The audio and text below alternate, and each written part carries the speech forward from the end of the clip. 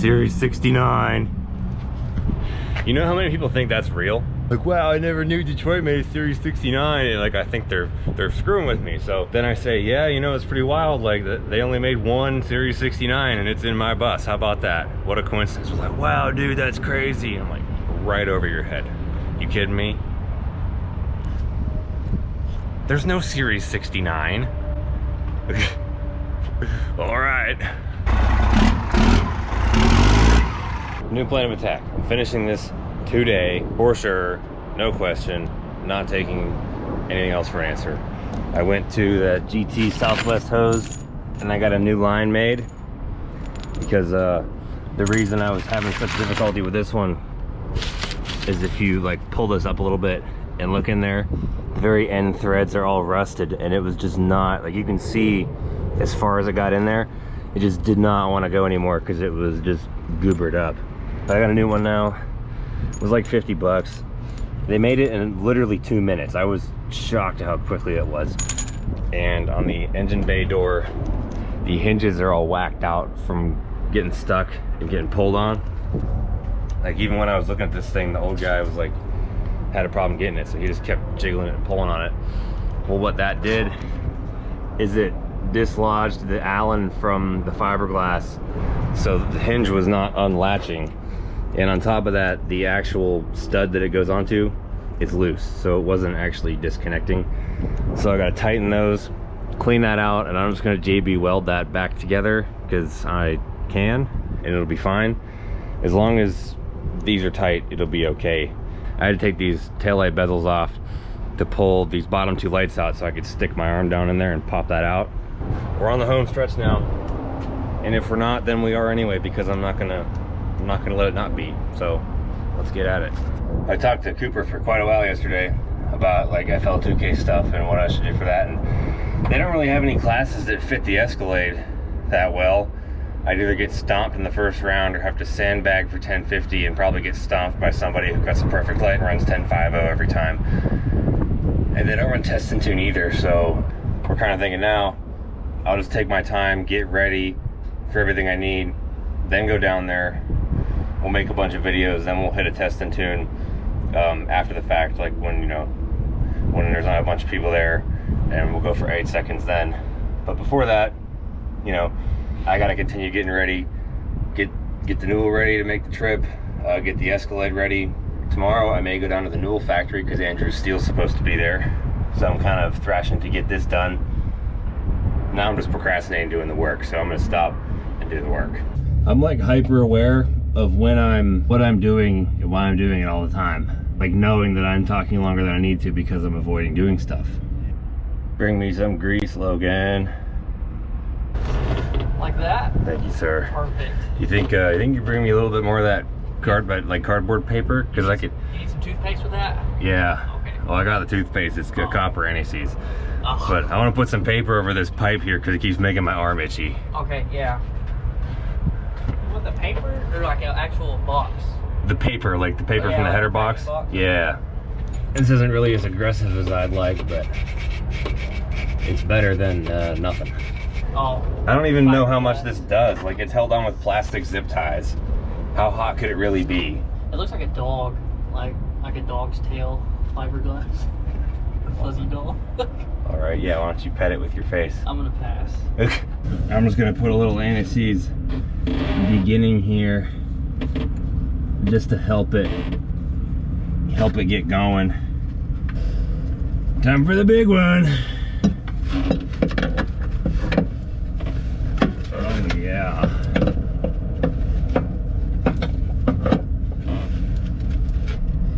I have the big wrench now. 2, I am a bear, so tight to me with giant wrench is, from the fittings perspective, oh my god, I was not designed to do this, crack. So I'm just gonna stop here and see what it does. When I go to the other side, I'm probably not gonna take the wheel off, because I don't know why I took it off in the first place, really. I just thought I needed to, I think. I don't know, good question.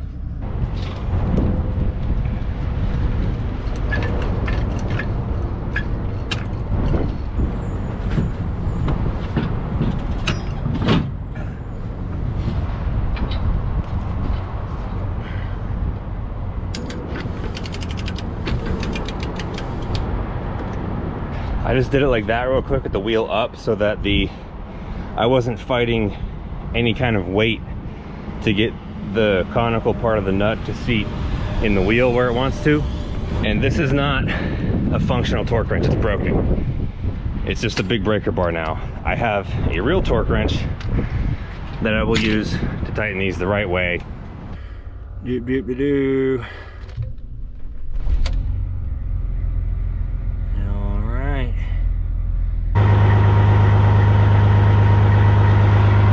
Airing up the tag tire. This one's got a leak in it, so it always goes low on me. I need to replace it. Get this thing all filled up. Go over the other ones. Then we'll hit the engine bay door. Now I'm gonna get to tightening these here. You see this outer part is actually a bolt outside all the goo, and the inside has a bolt also. So I'm probably just gonna throw some vice grips over here because it's gross, and do that on both sides.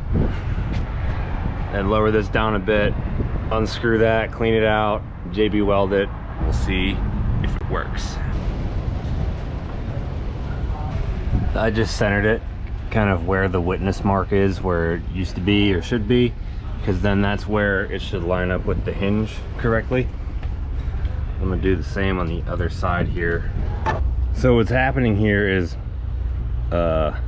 it's broke, but it's broken. It's just bent. So how this works is that's closed right here. This cable releases that, but the problem is it gets stuck up. It can't do that. So whenever this comes back down, there's nothing to unlatch it. What I gotta do is poke that through there, which is how I got this undone a couple weeks ago. But I'm going to have to probably bend this back so that this doesn't overextend, because where it blocks right at that piece there, that's what keeps it from doing it. And it's just a little bit too much and lets that top lock pop down.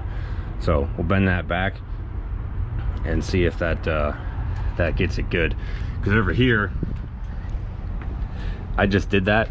It was kind of doing the same thing, but it was so bad that this ledge here had gone past its little stopper and been like rotated up. Like this little boot here was up here. There, it's right there. Boom. That one is money, and I just got to get a way to, you know, secure it in here better so it doesn't pop loose again.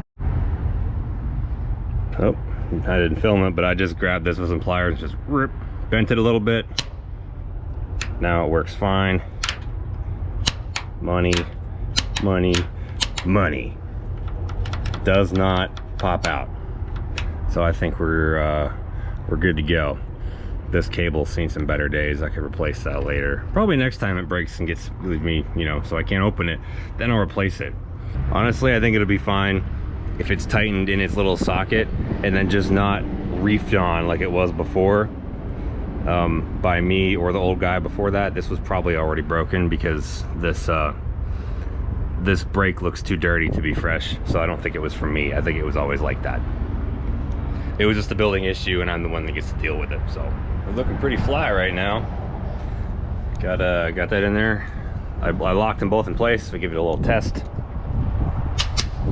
2 clicks. Money. Money. Now I can put these bezels back on here. Actually, screw the lights back into. They're just sitting there. Put those back on. I'm not going to close this right now. I'm just going to leave it open and let the JB weld sit, because I'm pro, you know, pro foobar, whatever. We're doing it. I think the plan is to head to Newell tomorrow, meet up with Andrew Steele, and do some stuff. Getting these lights screwed back in here. I noticed that whenever old Robbie Gordon had this thing painted, whoever painted it didn't even take the lights out. They just taped over them, because all the screws and like in here it has overspray and remnants of like the old original white paint job that I guess would have been on there whenever Al Unser Jr. had it, which I still don't know. I still don't know what that looks like. I really want to find out what the original paint job on this thing looks like. And Al doesn't remember, because he got a new one of these like every year. And the last time he saw this thing, I wasn't even born yet. When I met up with him though, he did remember. He's like, oh yeah, my wife threw a brick through that window, or a rock. I think it was a rock. He said they got in an argument at the lake or something, threw a rock through the window. So there's that. Eventually I'll take these back off and paint them real nice, but right now I gotta get it back together so I can drive. It's just like standard water jet or like laser or something plate aluminum, like what I would make an ice tank out of, pretty much. This is it's all hand built stuff, and you can tell. There, huh? Josh Snyder just texted me. That is the guy that I did the test drive and factory tour with at the Newell factory. If you haven't seen that yet, go check it out. He must know that I'm coming up tomorrow.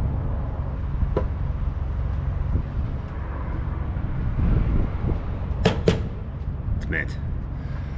I'm gonna do the other side now, but you just saw me do that side, so if you want to see me do the other side, hit that skip backwards 10 seconds button like 8 times and just pretend it's the one over there.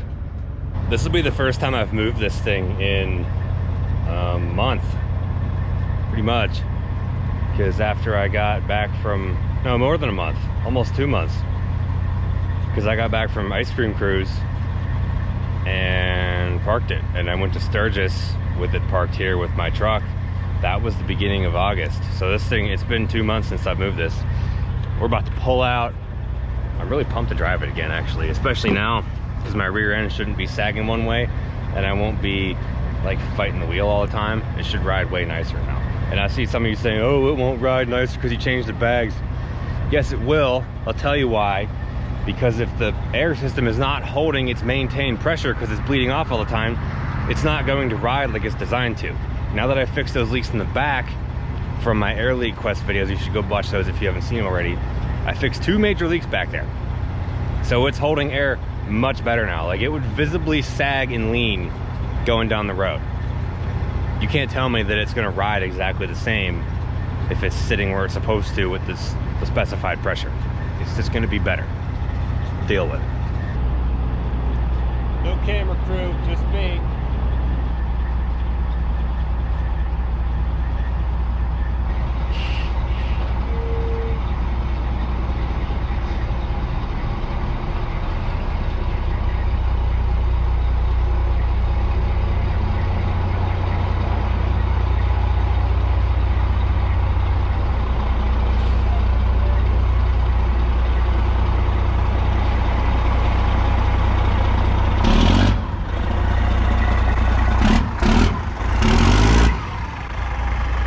Big Al out in the wild for the first time in 2 months.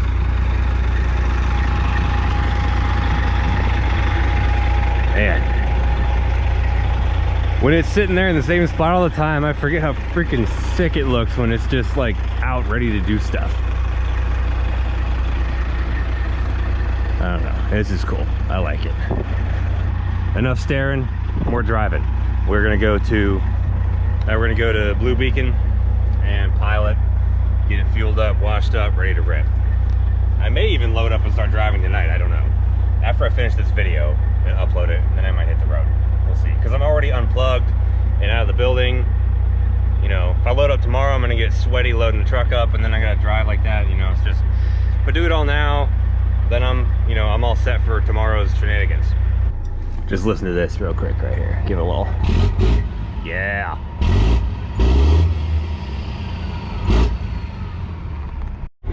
I'm not gonna continue to drive like this, but I'll just give you a sound clip here.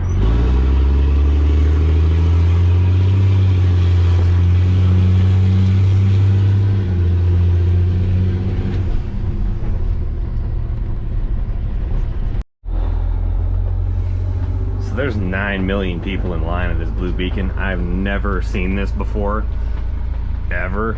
And I've been to these places quite a bit, even back when I had the big trailer and the dually. I'm not waiting that long. It's not doing it. Ain't happening. I'll just rather be dirty than sit there that long. So I'm just gonna fill up and be done with that. So this is basically a complete waste of time because I could have just loaded up and filled up tomorrow. Whatever. So I guess it was a good test drive to make sure everything was working okay, but yeah, fueled up and, you know, ready to hit the road. I might load my truck up when I get back. I'm kind of feeling like I'll do that because it's not very cold out, so I won't have to run the generator. It's just gonna, then I can wake up and I'm gonna load up tonight. Just got to take Elvis, hook up to the trailer, get in the vicinity of the Newell, unhook, pull forward, back up, drag trailer to the hitch. I'll pick it up myself, put it on there, hook it up, and then Elvis goes on the trailer. Then after all that, I import this footage, edit it, upload it, schedule it, and I go to bed.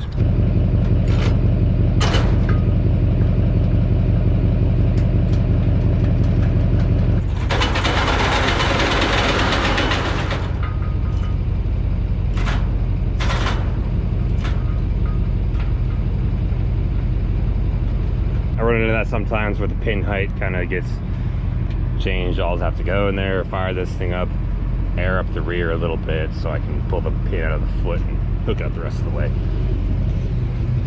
Just part of the process. Pin's kind of at a mismatched height between where it lands on the truck and where it lands being hooked up to this thing. So yep, works like it was supposed to.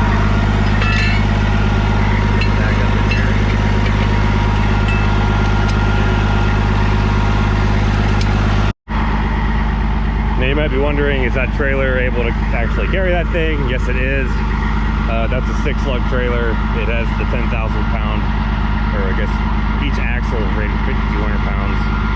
Trailer weighs 2,000. The truck weighs 68 something, I think, without me in it. So it's within the carryability of this trailer, 1,000%, no issue. That's why I got the big one. So load it on up, strap it down. Elvis is all strapped up. Big Al prepped and ready to go. Everything's loaded up. I'm just gonna literally airdrop this clip from my phone to my computer because I forgot to film an outro. Upload it, schedule it, so when it goes live in the morning, I wake up, turn it on, hit the road. That's my plan. The Newell factory to meet up with Andrew, and maybe I'll be able to drag race his Prevost tour bus. But we're gonna destroy that thing. Destroy that thing. Maybe we'll even get to race a P50 too. I'm telling you what, we're gonna do some racing for sure with something, and I'm not going to lose. I'm just not. Not gonna happen. I can promise you that, because I got driver mod. So make sure you hit that subscribe button if you haven't already. I don't know why you wouldn't have. You made it this far. And if you don't already follow me on Instagram, you should do that too, at Stapleton42. I'll show you that on here. Right there. Light it up. See you there.